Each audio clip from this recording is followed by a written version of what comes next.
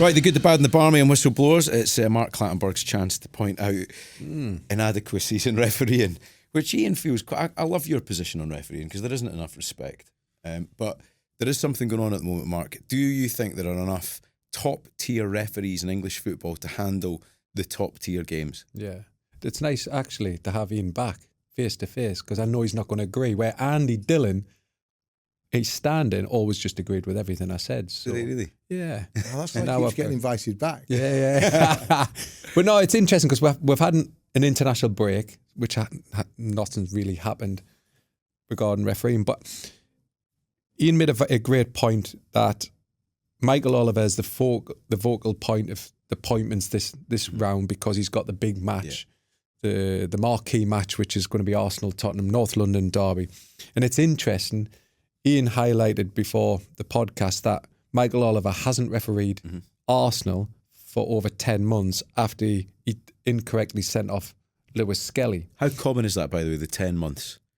You know, a referee... It happens. It can happen. Yeah. So my experience, and Everton fans will quickly remind us, when I had a poor game against Liverpool in a derby game where I think I went 6 years without refereeing Everton, and the longer it went on, the harder it became. And after the 6 years, I was appointed to referee Everton away from home at Aston Villa, and it was tough, mentally tough, because the focus was on me. If I'd give Everton a penalty, Aston Villa would say he's only give a penalty to try and even things up. The mentality of people would always say that. And what's interesting with the Michael Oliver situation is the PGMOL who make the appointments, whoever it is, and I'm not sure it's Howard Webb, because Howard Webb overlooks the whole of the organisation. There was Hugh Dallas, for example, is now within the PGMOL, so I'm sure he's got some influence on the appointments. To wait 10 months and appoint him to the marquee game, which is the derby game, is just flawed. It's flawed in that Michael Oliver could referee. No disrespect to your Brentfords or your Sunderlands or your Bournemouths or your Leeds or your Burnleys, your Newcastles. No disrespect to them, but it's a wonderful opportunity to integrate them back. I think Michael Oliver is an excellent referee. I really do. One of the best. Yeah, I agree with that. But this is a flawed decision by PGMOL. They've just given themselves a problem or potential problem that they really don't need. They've put Michael Oliver in a situation that he really doesn't need. And I can't it's one of those ones where you just you try and work out the process by which it would be signed off and you can't really work it out. I remember many, many years ago, blimey, probably 20 years ago, being at a game at Manchester United where Manchester United lost at home to Portsmouth, might have been in the FA Cup, lost 1-0. Alex Ferguson afterwards was so upset with decisions he didn't do the interviews. Carlos Cuevas, remember Fergie's number 2, did the interviews, and he called Martin Atkinson a robber. He's a robber. That was a phrase that he used. Martin Atkinson didn't referee at Old Trafford for so long after that, and that I thought it was absolutely scandalous that whoever was appointing referees back at that time had been allowed themselves to be influenced by the fact that Manchester United were pissed off with them. I thought that was wholly wrong. In this instance, Mark, what I want to know from you is if you're in Michael Oliver's shoes and you've made what we all agree was probably a bad call, sending Lewis Shelley off at Wolves. And I remember it was a huge story at the time. Would you want to go back to an Arsenal game as soon as possible, principle being fall off your bike, get back on your bike, or would you think, no, I need a break from refereeing that club? I'm pretty sure that what you wouldn't want was your next game for that club to be the North London derby. What could you have wanted for your... It's going to be a tetchy derby. It was interesting with me because mine wasn't... Mine was a poor judgment call. If you remember back in 2012, Chelsea-Manchester United, the infamous game where I was accused of being a racist by Oba Mikel.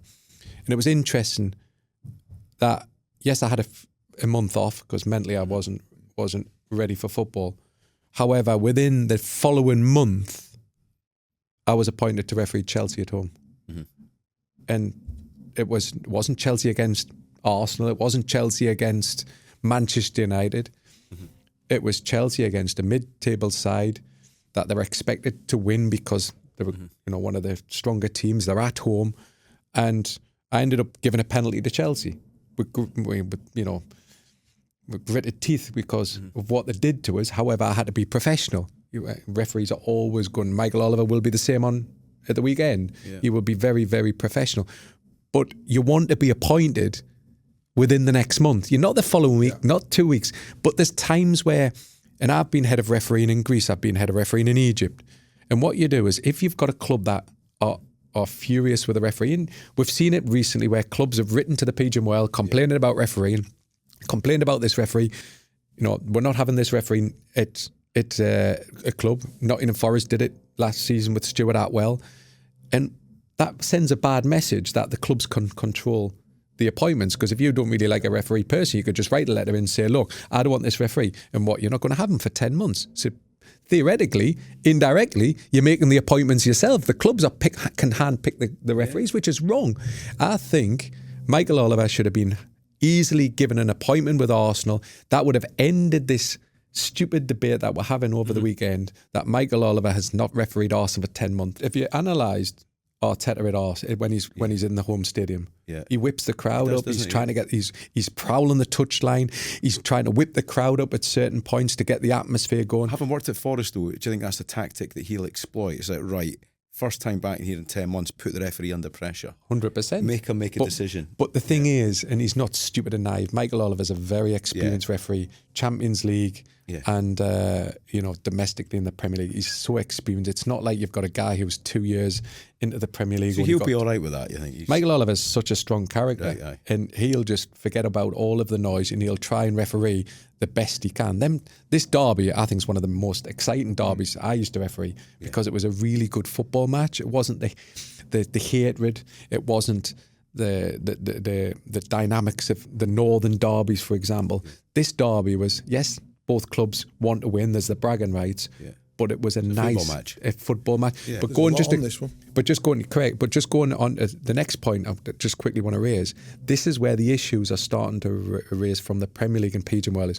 When I was in the Premier League, we had 24 referees, and gradually over time they've whittled them down the numbers, maybe for financial because of the budgets and the way the contracts are. The numbers are dwindling. The experience is getting less because the experienced guys like Atkinson that you've just mentioned, Mariner, Dean, all of them left the group in such a short period. I left, Webb left, Dowd left. All of your top referees that could referee any Premier League game have gone. Now you've only got 3 or 4 referees that are capable of refereeing these top matches. Would you ever go back? Me? I can't run now, I'm 50. I was going to say, right. No, it's not about not coming back. I've said too much, so there's no way back. But would I want to go back? Definitely not now. Not with this. Social media was a big problem when I left, but it's worse now. And you know what? And we'll go back to what we talked about previously. The referee's decision isn't final anymore. Nobody accepts the referee's decision. I'd like to have you in the VAR hub, though, and that's a serious point. No reason why retired referees can't be VAR officials. But I've said another thing, Ian. I would go one step further. I would have a referee in and an ex-player. Oh, bollocks to the I think players don't know the bloody rules, mate. It's not about the rules. It's one of the great myths of football. That it's not about the rules. It's not about the rules, because one of the worst things for a referee is knowing the rules but don't understand the game. If you can get a referee that can know both and have a slight understanding of the game, you'll get your decisions get accepted more.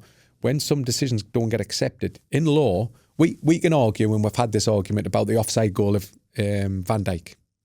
I've listened to a lot of music over the last 2 weeks about this goal. Some people are saying it's a goal, some are saying not. I can make an argument under an interpretation of the law that says it could be offside because he's ducked.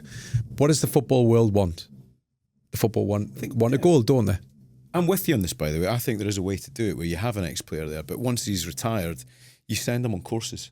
This is your job. Go and understand the law as well. You know, there are enough articulate, capable footballers who understand the game who can learn, you know, the legal side of the law of the game. I think that could be quite an interesting way to do it. I don't buy it. I do. I think you need to have I agree with you. I think you really need to understand the game, and sometimes that can be lost. I tell you what, one of the best referees in the Premier League is Craig Pawson. Probably ranked 5, 6, whatever he is in the group. Very good and very nice guy. Very good referee. He knows the law inside out, but he doesn't understand the game. You watch him run around, and I can see as an ex-referee, he runs around and he doesn't make decisions because he doesn't understand, but he knows the law.